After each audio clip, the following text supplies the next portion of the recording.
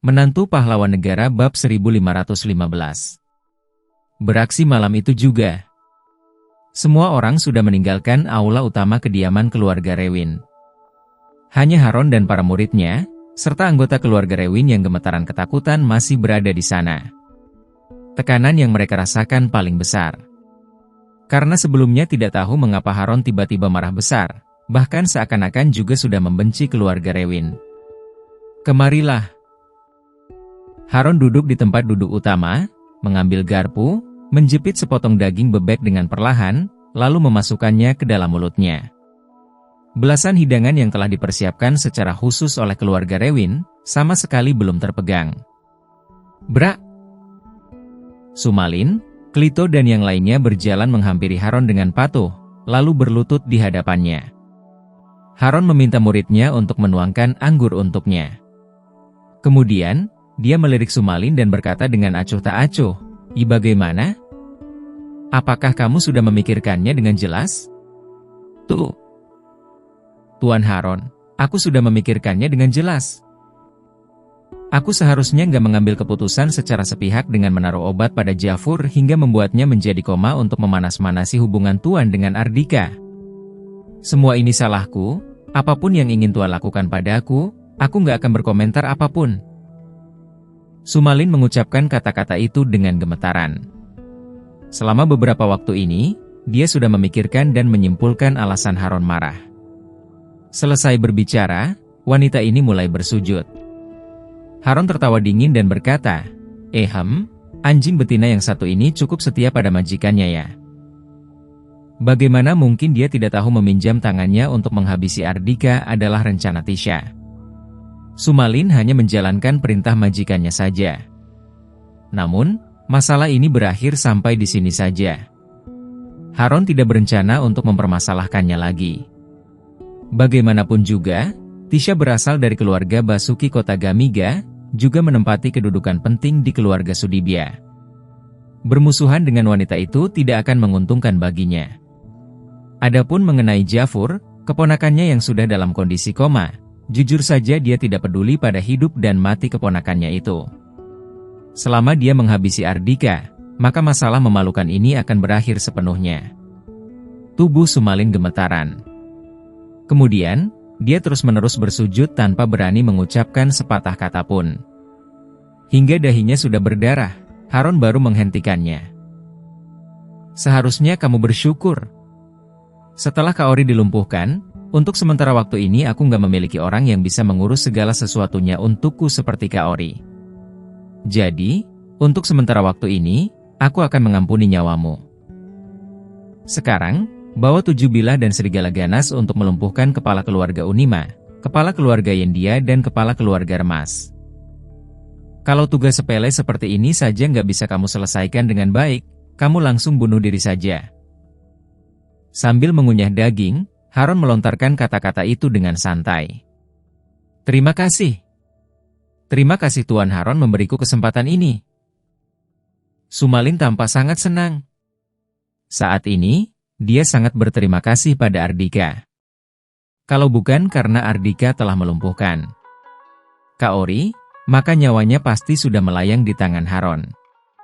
Terlepas dari statusnya sebagai pelayan Tisha, ajal tetap akan menjemputnya. Mendengar ucapan itu, anggota keluarga Rewin gemetar ketakutan. Mereka tidak menyangka Haron akan beraksi pada malam itu juga, sama sekali tidak memberikan kesempatan pada musuhnya untuk melewati malam ini. Terlebih lagi, dia langsung ingin melumpuhkan Desta dan yang lainnya. Ketiga orang itu adalah tokoh pemimpin kalangan kelas atas kota Banyuli. Begitu ketiga orang tersebut dilumpuhkan, seluruh kota Banyuli pasti akan terguncang. Semua orang akan hidup dalam bayang-bayang menakutkan Haron, menjalani hidup dengan ketakutan seumur hidup. Hasil seperti inilah yang diinginkan oleh Haron. Dia ingin melumpuhkan semua orang yang mendukung Ardika. Kemudian, dia akan membuat Ardika hidup dalam bayang-bayang ketakutan, lalu menghabisi musuhnya itu. Ini adalah semacam permainan kucing mempermainkan tikus. Permainan seperti ini paling disukai oleh Haron. "Pergilah." Haron melambaikan tangannya, lalu lanjut makan dan minum dengan santai. Kompleks Villa Bumantara. Begitu Ardika membawa Luna pulang, Luna langsung menegurnya. Ardika, seharusnya kamu gak memprovokasi Haron seperti itu.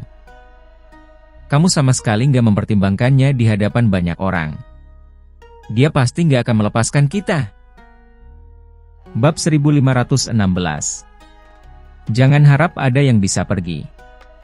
Ekspresi cemas tampak jelas di wajah Luna. Ardika tersenyum dan berkata, baik aku mempertimbangkannya atau enggak, dia tetap akan menargetkanku. Jangan dengar omong kosong Tina. Dia nggak memahami situasinya. Konflik antara aku dan Haron sudah nggak bisa diselesaikan dengan cara berdamai lagi. Saat berada di perjamuan malam itu, Ardika baru tahu ternyata Haron sedang menargetkan proyek kota baru Sungai Banyuli. Kalau Haron mendengar ucapannya, melupakan delusi-delusi itu dan meninggalkan kota Banyuli dengan patuh. Tentu saja mereka berdua akan baik-baik saja. Tidak perlu saling menyinggung satu sama lain lagi. Namun, kalau Haron masih saja keras kepala, maka pertarungan antara mereka sudah tidak bisa dihindari lagi. Tentu saja, Ardika sama sekali tidak peduli pilihan apa yang diambil oleh Haron. Karena semua konsekuensi itu, baik hidup maupun mati, akan ditanggung oleh Haron sendiri.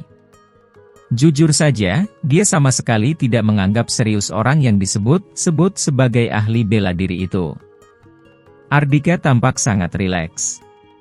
Sambil menepuk-nepuk Luna, dia tersenyum dan berkata, sayang, kamu pergi mandi dan tidur saja, gak akan ada yang terjadi. Luna masuk ke dalam kamar dengan ragu. Ardika juga pergi beristirahat. Dia tidak tahu saat ini Desta dan yang lainnya sedang bergegas datang kemari. Saat ini, di sebuah jalan raya berjarak 3 km dari kompleks Villa Bumantara. Mobil Desta dan yang lainnya sedang melaju dengan cepat menuju ke kompleks Villa Bumantara. Berapa lama lagi para pengawal kediaman baru bisa tiba? Di antara salah satu mobil Maybach itu, Desta yang duduk di barisan belakang sedang bertanya pada pengawal yang duduk di kursi penumpang samping pengemudi. Tuan Desta, begitu menerima instruksi dari Tuan, mereka sudah bergegas kemari. Jumlah mereka sebanyak 20 orang, mereka semua adalah elit di antara pengawal kediaman. Mereka masih berjarak sekitar 2 km dari kita, jawab pengawal itu. Hanya 2 km, tanpa butuh waktu lama mereka sudah akan tiba. Desta menghela napas lega dan berkata dengan suara dalam, minta orang-orang di rumah untuk memperketat pengawasan dan meningkatkan kewaspadaan. Semua anggota keluarga Unima harus berada di rumah, nggak boleh keluar. Intinya, jangan sampai memberikan kesempatan pada Haron untuk melakukan penangkapan. Selama kita bisa bertahan sampai besok, Tuan Ardika pasti akan menyerang. Saat itu tiba, keluarga Unima sudah aman. Baik. Pengawal itu segera mengeluarkan ponselnya. Bam. Tepat pada saat ini, Desta tiba-tiba mendengar suara hantaman yang keras. Mobil Maybach itu terguncang, bagaikan kuda liar yang lepas kembali, mobil tersebut mengarah ke pembatas jalan. Apa yang terjadi? Ekspresi Desta langsung berubah menjadi pucat pasi saking ketakutannya. Dia segera berpegangan dengan erat. Sopir mencengkeram kemudi dengan erat, setelah bergesekan dengan pembatas jalan, mobil baru tiba-tiba berhenti setelah melaju sejauh beberapa meter ke depan. Ketiga orang di dalam mobil tersebut sangat terguncang. Desta berkeringat dingin, dia bertanya pada sopir dengan dingin, bagaimana kamu mengemudi? Bisa-bisanya konsentrasimu buyar saat mengemudi. Dia mengira kecepatan laju mobil sudah terlalu cepat, ditambah lagi dengan sopir kurang berkonsentrasi dalam berkendara, sehingga menyebabkan mobil oleng. Tuan Desta, mobil ban kempes. Sopir mengucapkan satu kalimat itu dengan suara bergetar. Desta melambaikan tangannya dan berkata, turunlah dan lihatlah ada apa. Begitu sopir turun dari mobil, tiba-tiba terdengar suara mobil direm mendadak dari arah belakangnya. Melihat mobil Desta bermasalah, dua mobil yang ditumpangi oleh Zaki dan Baron segera berhenti. Siapa yang menaruh alat pengempes ban di jalanan? Sopir ketiga mobil itu turun dari mobil untuk melihat situasi yang terjadi. Setelah melihat alat mengempes ban yang ditaruh di jalanan, ekspresi mereka langsung berubah drastis. Ada orang yang sengaja memasang jebakan. Cepat peringatkan Tuan, cepat pergi. Para sopir baru saja hendak kembali untuk melaporkan hal tersebut pada majikan mereka. Pergi apanya? Malam ini jangan harap ada satupun di antara kalian yang bisa pergi. Tepat pada saat ini, tiba-tiba terdengar suara tawa dingin seseorang. Kemudian, sosok bayangan beberapa orang tiba-tiba muncul. Tak lama kemudian, mobil Desta dan yang lainnya sudah dikepung oleh belasan orang. Bab 1517. Tujuh bilah dan serigala ganas beraksi. Siapa kalian? Sopir Desta menegur dengan tajam. Melihat situasi itu, pengawal Desta dan yang lainnya juga segera keluar dari mobil.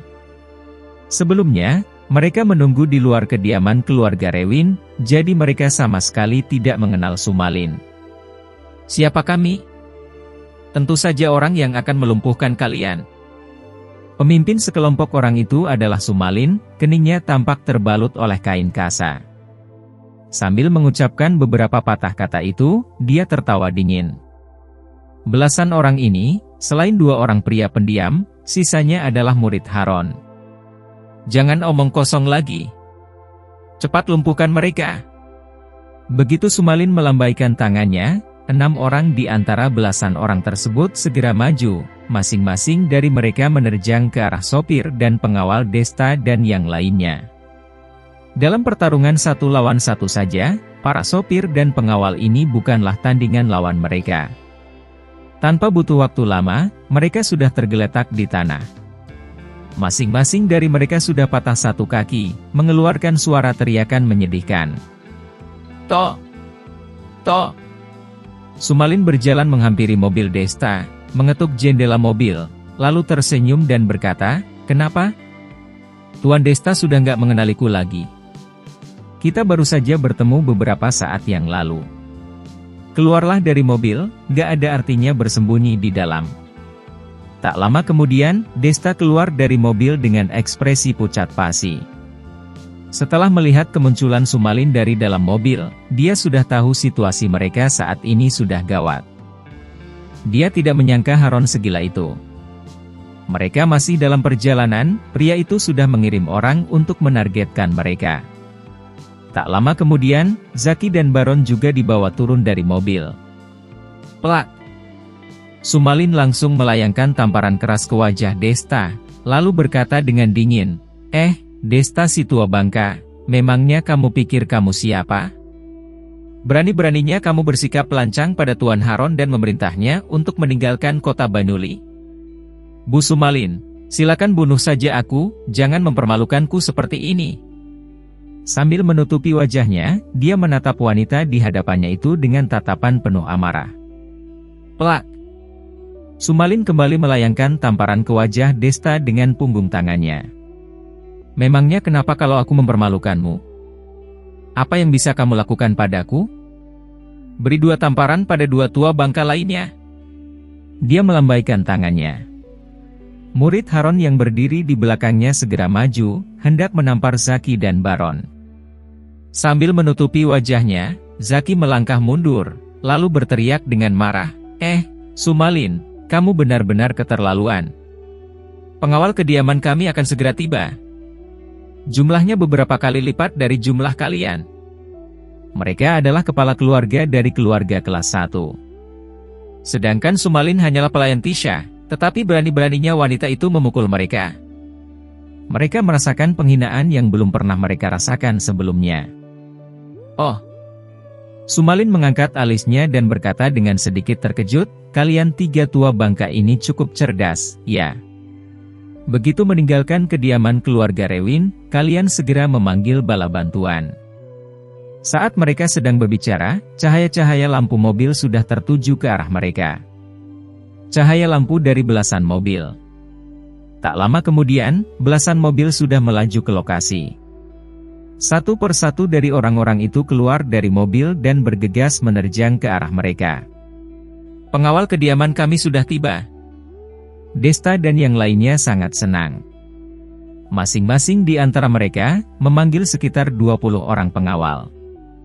Kalau pengawal dari ketiga keluarga itu digabung, paling sedikit ada 50 atau 60 orang. Desta berkata dengan suara dalam, "Bu Sumalin, kalau kamu tahu diri, lepaskan kami pergi sekarang. Kami berjanji nggak akan mempermasalahkan hal ini." Sumalin adalah pelayan Tisha, mereka tidak mungkin benar-benar menghabisi wanita itu. "Hehe, kalian gak akan mempermasalahkan hal ini lagi." Siapa sangka, Sumalin malah tiba-tiba tertawa dingin.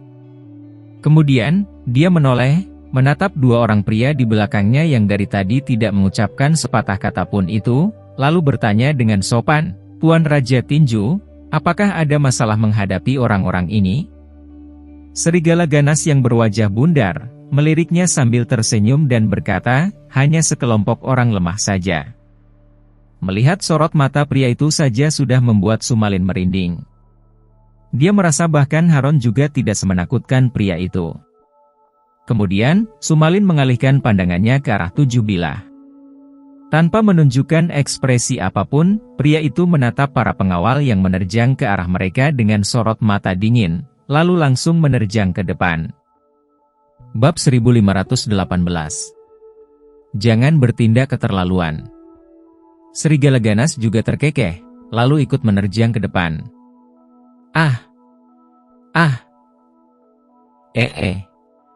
Selanjutnya, pemandangan yang membuat orang merinding terpampang nyata di sana. Dengan iringan suara teriakan kesakitan, sekitar 50 atau 60 pengawal itu sudah dikalahkan oleh Tujuh Bilah dan serigala ganas. Mereka semua tergeletak tak berdaya di tanah. SSHH. Menyaksikan dua orang yang menerjang dengan ganas dan darah yang tampak jelas di tinju mereka, Desta dan yang lainnya tersentak saking ketakutannya. Aura dingin menjalar dari ujung kaki hingga ke kepala mereka. Tidak hanya mereka, bahkan Sumalin dan para murid Haron juga gugup bukan main. Kekuatan Tujuh Bilah dan serigala ganas benar-benar menakutkan. Tidak salah lagi, mereka memang adalah Raj Tinju yang menguasai arena tinju dunia preman ibu kota provinsi. Tak lama kemudian, Tujuh Bilah dan serigala ganas berjalan kembali ke posisi mereka. Setelah melumpuhkan sekitar 60 orang pengawal, aura yang terpancar dari tubuh mereka berdua kian menakutkan. Sumalin berkata dengan hati-hati, Tuan Raja Tinju, kalian dipersilakan untuk menyerang tiga tua bangka itu." Sebelum keluar, Tuan Haron sudah menginstruksikan untuk menyiksa mereka hingga mereka merasakan penderitaan yang melebihi kematian. Begitu Desta dan yang lainnya mendengar ucapan Sumalin, saking ketakutannya kedua kaki mereka langsung lemas, sampai-sampai mereka terduduk di tanah. Ketiga orang itu menatap Tujuh Bilah dan serigala ganas dengan ekspresi pucat pasi. "Jangan bertindak keterlaluan, ingatlah untuk berhenti saat tujuan sudah tercapai." Saat ini, Tujuh Bilah mengerutkan keningnya. Tiba-tiba, dia mengucapkan satu kalimat itu dengan dingin. Kemudian, dia melangkah maju, lalu menendang satu lengan Desta dan yang lainnya hingga patah. Setelahnya, dia kembali ke posisinya tanpa menyerang lagi. Sambil memeluk lengan mereka, Desta dan yang lainnya berteriak kesakitan. Namun, kalau dibandingkan dengan instruksi Haron yang menginginkan mereka mengalami penderitaan melebihi kematian, hasil seperti ini sudah sangat baik. Ya, Tuan Raja Tinju. Tentu saja aku akan mendengarkan apa yang kalian berdua katakan. Sumalin juga tidak berani beromong kosong lagi. Dia segera membawa Tujuh Bilah dan serigala ganas untuk pergi. Tanpa butuh waktu lama, kejadian yang menimpa keluarga Unima, keluarga Yendia dan keluarga Remas langsung tersebar luas di kalangan kelas atas kota Banyuli. Semua orang yang menerima informasi tersebut terkejut bukan main.